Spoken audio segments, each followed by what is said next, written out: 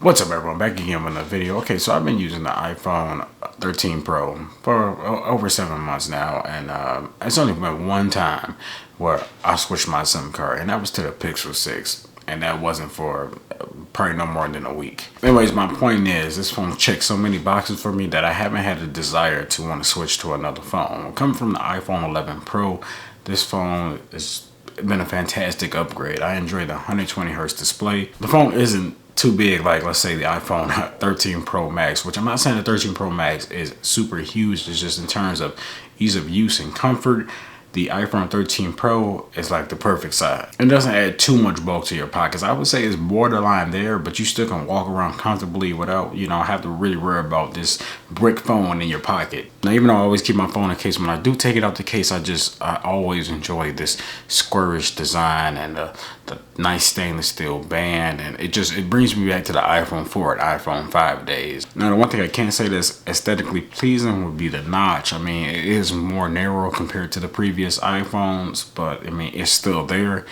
Why Apple didn't opt for this rumored pill-shaped hole punch design on the iPhone 14 sooner, your guess is as good as mine on that one, but change is coming. And what I'm about to say, I had on the iPhone 11 Pro as well, but I do, appreciate the less fingerprinty, soft touch glass on the back. It, just less fingerprint, and it's nice feel to it. Now, if I'm being a little picky, yes, if I catch myself looking at the notch, I do notice, yeah, it does stick out there, but it's not bad at all. You're gonna forget about it within seconds of using this immersive beast of a phone. As far as the 120 hertz ProMotion display, I'm like so used to the movement where it almost just looks normal to me. Like if I scroll up and down, I can definitely picture a 60 hertz in my mind. I can definitely see, like, yes, this is a lot smoother. I can see the 120 hertz, but most of the time when I'm doing it, even though it's a variable refresh rate, it goes from like 120 hertz down, upon the needs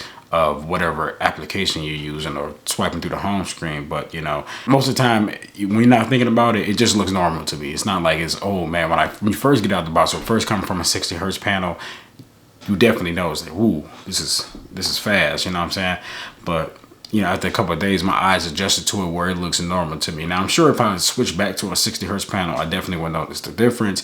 But by me saying that, I'm not using it to its full capacity. Like, ever since having this phone for, the 7+ months, I've really barely downloaded apps and games and really even played games on this phone. So as I was, writing this little review, I was wondering to myself, okay, do I really need 120 hertz? And I mean, realistically, I think I would be okay with 60 hertz, but we want more. So, companies, if you are seeing this, keep the hertz coming. It's much appreciated. In terms of the software, iOS 15 has been pretty good to me. I can't really think of any bugs I experienced. It's not a bug what I'm about to say, but I know you guys get it, but all those annoying spam calls, just, it kind of makes you like wish for that call screen feature that the Pixel 6 has.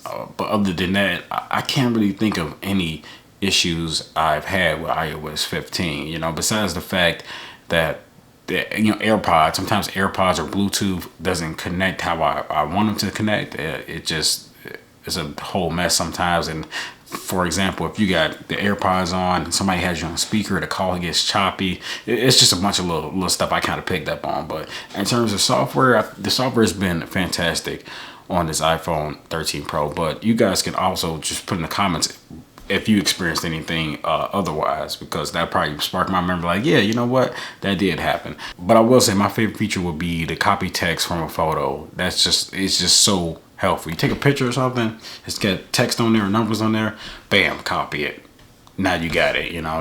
That's just really helpful. It's something that I always wanted in the software. This phone will last you all day as well, considering the battery is only 3,095 milliamp hours, which is significantly lower compared to the iPhone 13 Pro's max over 4,000 milliamp hours. That's in this year, or last year to this year, that's no excuse, considering phones pretty much came with over 4,000 milliamp hours. And the one thing is, iPhone standby time has always been fantastic, so that's a factor of why this phone really lasts you the whole day. But I just can't help but think that if this phone came with at least, let's say, 3,500 milliamp hours plus, that this thing would just last you. It would be up there with the iPhone 13 Pro Max. It does last me all day though. Let's say between 7 a.m. to 8 p.m. Some days I might be at 20% or lower, and some days I might be at 30+%. It all just varies on the usage, but I haven't had the need to really have to charge my phone up during midday unless I'm using an application that really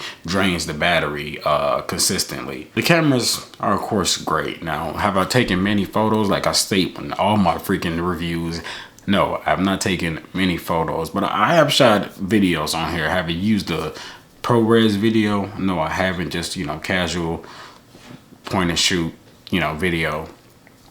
But again, Apple always had superb photo and video quality, especially in the video quality. Video quality dates back. Like I can use an iPhone 6 or 6S, you know, 4K video and, you know, top down shot or something like that, and it still be fantastic, you know, compared to a lot of phones on the market right now. So the video has been fantastic, photos fantastic. Okay, so here's my verdict. It's still early if you're in the market to buy a new phone. There's still about 4 months left until the iPhone 14s come out, and you know, 4 months is 4 months. If it was about 2 months left, I probably would say hold off, you know, wait for the newest, latest and greatest. But you cannot go wrong with grabbing the iPhone 13 Pro series. But I want to know your thoughts in the comments below, so like, comment, subscribe. As always, salute to that flag right there. That represents the love of tech. And I'm gonna catch you all on the next one. Peace.